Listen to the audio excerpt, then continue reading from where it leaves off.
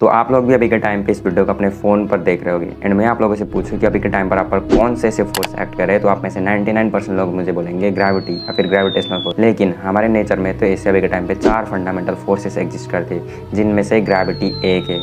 And ये 3 बचे हुए फोर्सेस आखिर है क्या, एंड ये किस लेवल पर अपना इन्फ्लुएंस एंड अपियरेंस दिखाते हैं, जानेंगे आज की इस वीडियो में। So I am Factopia and let's start this new the 4 fundamental forces of nature. अगर फोर्स की सिंपल डिफिनेशन से स्टार्ट करें तो फोर्स एक ऐसी चीज़ है जो एक ऑब्जेक्ट को पुल या फिर पुश करने पर दिखती है। एंड अगर फोर्स की बात हो रही है तो अभी के टाइम पे हमारे नेचर में ऐसे 4 फंडामेंटल फोर्सेस एग्जिस्ट करते हैं, एंड वो है gravitational force, electromagnetism, weak nuclear and strong nuclear force. तो बात करते हैं हमारे नेचर पर मिलने वाली फर्स्ट फंडामेंटल फोर्स, जो कि है ग्रेविटेशनल फोर्स।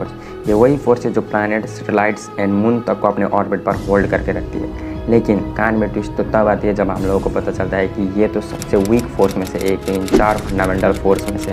ग्रेविटी, जिसे न्यूटन ने आज से 400 साल पहले डिस्कवर किया था, and according to Newton gravity एक ऐसी फिनोमिना है जिसमें एक ऑब्जेक्ट ऑफ मैस दूसरे ऑब्जेक्ट को डायरेक्टली अफेक्ट करती है। एंड ये ग्रेविटी तब से एग्जिस्ट कर रही है जब से यूनिवर्स स्टार्ट हुआ है, एंड आखिर तक रहेगी जब तक यूनिवर्स ख़त्म नहीं होती।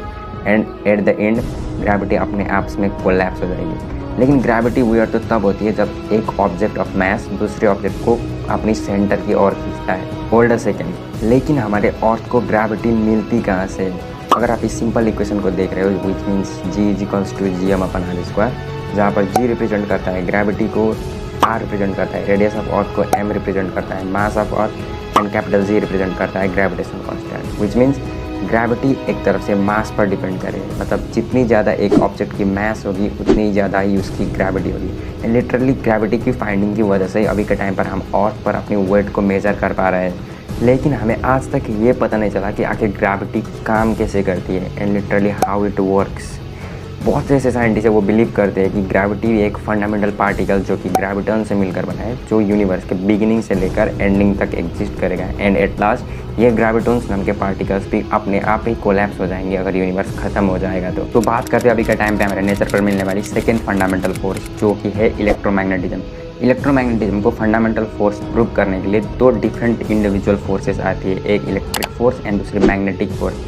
एंड ये दोनों इंपॉर्टेंट रोल प्ले करती है इलेक्ट्रोमैग्नेटिज्म को यूनिफाई करने के लिए। 19th सेंचुरी से पहले लोगों को लगता था इलेक्ट्रिसिटी एंड मैग्नेटिज्म ये दोनों डिफरेंट कॉन्सेप्ट्स है, लेकिन 19th सेंचुरी के टाइम में famous Scottish physicist James clerk Maxwell ने अपनी 4 इक्वेशन, जिसको अभी के टाइम पे हम मैक्सवेल्स इक्वेशन करके बुलाते हैं, उन 4 इक्वेशंस ने इलेक्ट्रिसिटी एंड मैग्नेटिज्म को दोनों को यूनिफाई किया एंड इलेक्ट्रोमैग्नेटिज्म का ईजाद किया। क्योंकि इस पर एक बदलते इलेक्ट्रिक फील्ड जैसे मैग्नेटिक फील्ड को प्रोड्यूस कर रहा था, वैसे ही बदलते मैग्नेटिक फील्ड इलेक्ट्रिक फील्ड को प्रोड्यूस कर रहा था। लिटरली ये दोनों इलेक्ट्रिसिटी एंड मैग्नेटिज्म नेचर के सिमेट्रिकली लॉ को फॉलो कर रहे थे। आप लोगों ने कभी ये नोटिस किया होगा कि जब आप लोग एक बॉल को कैच करते हो तो वो बॉल आपके हैंड के आर पार पैस क्यों नहीं होता है? वेल, रीज़न है इलेक्ट्रोमैग्नेटिज्म। इलेक्ट्रोमैग्नेटिज्म जो फोर्स है वो बॉल के अंदर के एटम्स एंड मॉलिक्यूल्स को बाइंड करके रखता है एक दूसरे के साथ, एंड सेम रूल आपके हैंड के लिए भी फॉलो होगा।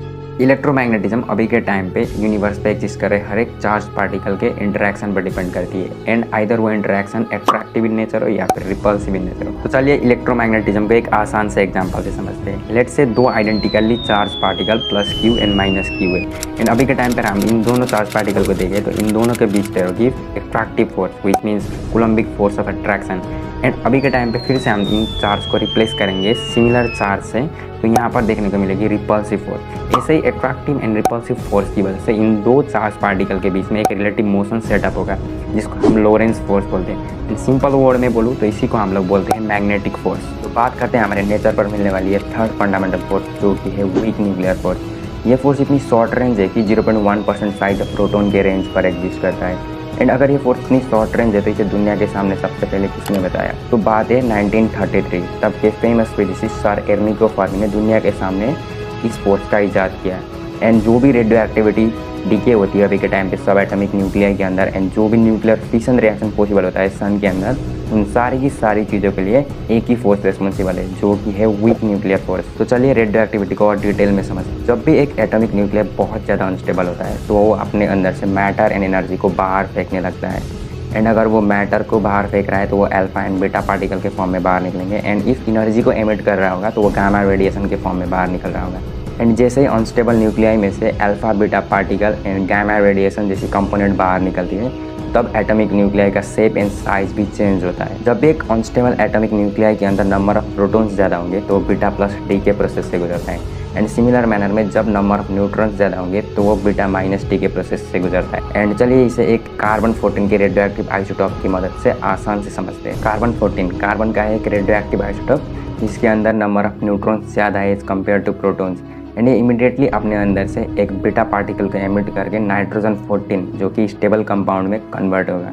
सो वीक फोर्स की बात हो रही है तो हमारे डे टू डे लाइफ में अभी के टाइम पे इसे एक्सपीरियंस करने को नहीं मिलेगा, लेकिन इसी चीज़ की मदद से साइंटिस्ट एंड आर्कियोलॉजिस्ट अभी के टाइम पे फॉसिल्स एंड एंशिएंट थिंग्स की एज डिटरमाइन कर सकते हैं, जिसको अभी के टाइम पर हम कार्बन डेटिंग प्रोसेस कहते हैं। तो बात करते हैं हमारे नेचर के लास्ट फंडामेंटल फोर्स जो कि है स्ट्रॉन्ग न्यूक्लियर फोर्स। आप लोगों ने कभी ये नोटिस किया होगा कि एक एटम के अंदर जो न्यूक्लियस होती है उसके अंदर इतने सारे पॉजिटिवली चार्ज प्रोटॉन्स एग्जिस्ट कैसे करते हैं, बावजूद वो एक दूसरे को रिपल करते हैं। एंड सिमिलरली न्यूट्रॉन जो कि चार्जलेस पार्टिकल है वो एटम के अंदर कौन सी फोर्स की वजह से बाइंड होकर रखे। सो वेल रीजन है स्ट्रॉन्ग न्यूक्लियर फोर्स। एंड अभी के टाइम पे ये प्रोटॉन्स एंड न्यूट्रॉन्स को एक ग्लूओनिक नाम के फील्ड बाइंड करके रखती है न्यूक्लियस में। एंड इसी की वजह से प्रोटॉन्स एंड न्यूट्रॉन्स अभी के टाइम पे एटम पे बाइंडेड है। एंड अगर इस फोर्स की बात हो रही है तो इस फोर्स की रेंज है एक एटम के अंदर के डायमीटर जितनी। आज के लिए बस इतना ही फ्रेंड्स। एंड अगर वीडियो इन्फॉर्मेटिव लगी हो तो यार make sure to like share and subscribe.